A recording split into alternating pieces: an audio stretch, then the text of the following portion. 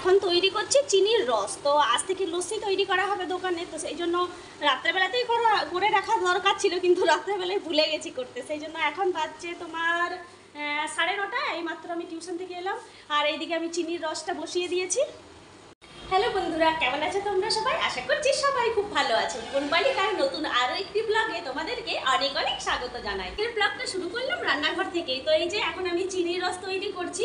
তো এখানে আমি এই বাটিতে মানে চিনি নিয়েছি, এই যে দেখো চিনি নিয়েছি, আর তার মধ্যে জল দিয়েছি। তো এটাকে এখন ফুটাবো যতক্ষণ না চিনিটা যতক্ষণ না পর্যন্ত মানে পুরো গুলে যাচ্ছে, রস হয়ে যাচ্ছে, ততক্ষণ পর্যন্ত এটাকে গুলতে থাকবো। তারপরে ঠান্ডা হতে দেবো। তারপর আজ থেকে তো দোকানে লস্যি তৈরি হবে। তো সেই কারণেই আর কি এদিকে ফ্রিজে বরফও তৈরি হতে দিয়ে দিয়েছি, আর বাদবাকি যা কিছু দরকার লস্যির সব কিছুই আনা হয়ে গেছে। দেখো অনেকটাই গুলে গেছে, আর একটুখানি চিনিগুলো দানা দানা আছে, বাদবাকি মনে হচ্ছে প্রায় হয়েই এসছে। তো এরকম আমরা প্রত্যেক বছরই করে রাখি। আর যা মানে দোকানে যে লস্যিটা হয় না, পুরো একদম ঘরোয়াভাবে, মানে কোনো কেমিক্যাল কোনো রকম কিছু মানে মেশানো হয় না, একদম ঘরোয়া পদ্ধতিতে আমাদের লস্যিটা তৈরি করা হয়।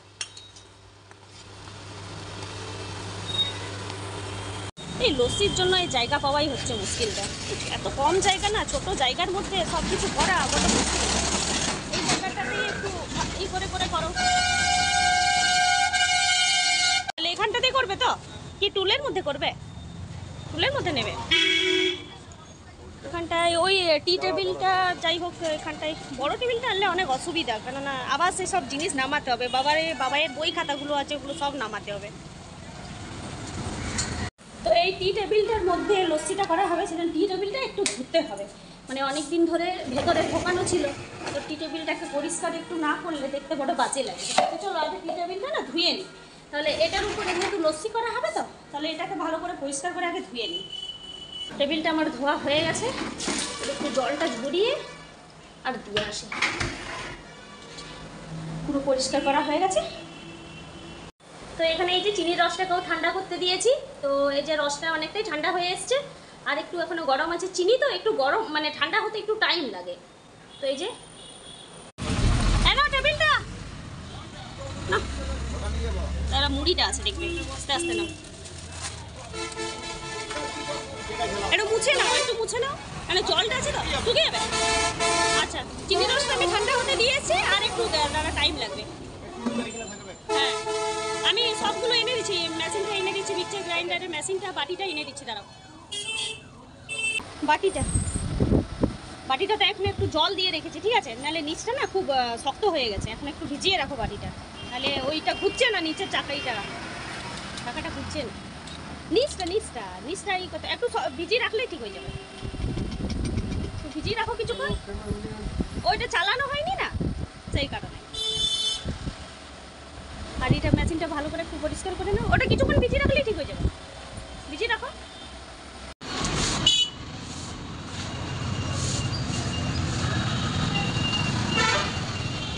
ফাইনালি আমাদের লস্যি করা সেট আপ হয়ে গেল। আর এখানে দেখো ছাতা দেওয়া হচ্ছে, এদিকে বেশ ক্লিন করে পরিষ্কার করা হচ্ছে রাস্তাটা।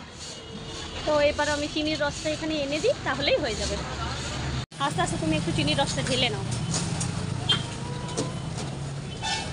এরকমই একটু অসুবিধা আছে। গাঢ় হয়েছে চিনির রস? হ্যাঁ, হয়ে যাবে না?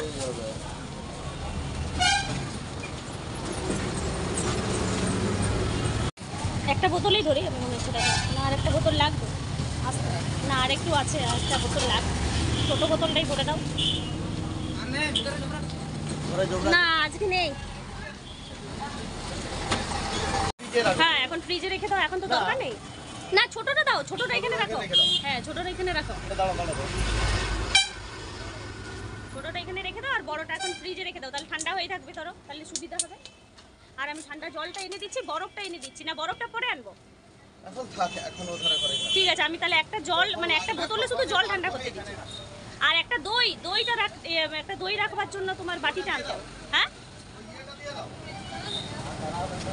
না, আমি বলছি দইটা তো ধরো কেটে রাখতে হবে। একটা বাটি এনে দিচ্ছি আমি, একটা বাটি আর একটা চামচ এনে দিচ্ছি। তো আমাদের এই হ্যাঁ আমাদের এই আমুলের দই দিয়েই কিন্তু সব করা হয়, প্রত্যেকটা কিন্তু ঘরোয়া জিনিস, কোনোটাই কিন্তু কেমিক্যাল কিছু মেশানো নেই। দই, এদিকে চিনির রস আর একটা ফ্লেভার দেওয়া হয়, যেটা মানে যেটা হোক ম্যাঙ্গো ফ্লেভার বা কি কি ফ্লেভার থাকে গো আমাদের? ম্যাঙ্গো আছে, কেশর আছে, আচ্ছা ম্যাঙ্গো কেশর আর একটা প্লেন, হ্যাঁ 3টে ফ্লেভার থাকে। এইমাত্র স্কুল থেকে এলাম, বাবাইয়ের পরীক্ষা হয়ে গেল, এখন বাজে 3:45। বাবাইয়ের আজ ছিল ম্যাথ এক্সাম, তাই তো? কেমন হয়েছে? সবগুলো এইটা আছে না, হ্যাঁ এইটা সবগুলো করেছে, মাত্র এই 3-এর দাগেরটা আর এইটা পারিনি। আর এখানে তো বলে দিয়েছিল দুটি প্রশ্ন, আচ্ছা যে কোনো দুটি বলেছে, তুমি দুটোই করেছো? দুটোই করেছি, আর এগুলো সব করে দিয়েছি। এই যে এটা পারতাম না, তো ওকে আমি বলেছি যে তুই যা আছে কোশ্চেন সব করে দিবি, মানে যে 2-3টে ওটা দেখার দরকার নেই, তুই সব করে দিবি, যতগুলো পারবি তুই সব করে রেখে দিবি। তো সেই জন্যই ও বলছে মা 3টে দিয়েছে, তো 3টের মধ্যে তো 2টো করতে বলেছে, বলছে আমি 2টোই পেরেছি, 3টে পারিনি। আমি বলি আচ্ছা ঠিক আছে। তো অঙ্ক এক্সামটা বল তোর কেমন হয়েছে? সবথেকে ভালো হয়েছে। আচ্ছা, আর 2টো এক্সাম হয়ে গেছে, বেঙ্গলি আর ইংলিশ হয়ে গেছে, আর আজকে ছিল ম্যাথটা, কালকে আছে ইংলিশে তো আননোন প্যারাগ্রাফ দিয়েছিল, তখন নিজের থেকে বানিয়ে লিখেছি। আচ্ছা কালকে আছে ইতিহাস, তাই তো? তারপর দিন ভূগোল। আচ্ছা, ভূগোলের জীবনে পাইনি, বললাম।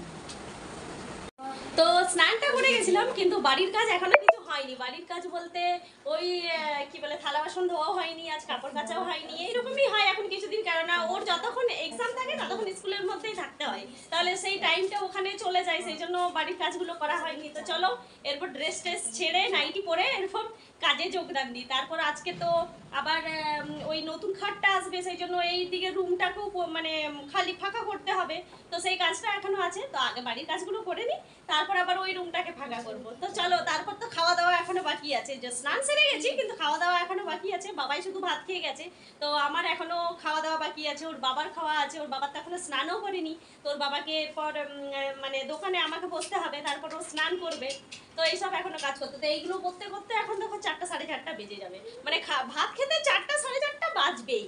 তো চলো এরপর আর বকবক না করে এরপর কাজগুলো করে নিই। তো ফাইনালি দেখো পুরো রুমটা ফাঁকা করে নিলাম। তো এরপর যখন খাটটা আসবে তখন খাটটা এখানের মধ্যে বসাবো, এই জায়গার মধ্যে, তো ওই জন্য একদম ফাঁকা করে রেখে দিলাম, কিছুক্ষণ পরে হয়তো ওরা চলে আসবে। পেলি বাবাই? কি পেয়েছিস? চাউমিন? বললাম চো বাড়িতে করে দিচ্ছি। কেন? তো বাবাই এই মাত্র টিউশন থেকে এলো, এখন কটা বাজছে বাবাই? এখন বাজছে 7:30। তো বাবা এইমাত্র টিউশন থেকে এলো, কালকে আছে ওর ইতিহাস পরীক্ষা। তো নে চাউমিনটা খেয়ে নে এখন। আর আমার সব এখনো পরিষ্কার করতে আছে সব কিছু, এখনো ওইদিকে রুমটা ভাবছে আরেকবার মুছে নেবো, কারণ এখনই ফাঁকা আছে, মুছতে বেশ সুবিধা হবে।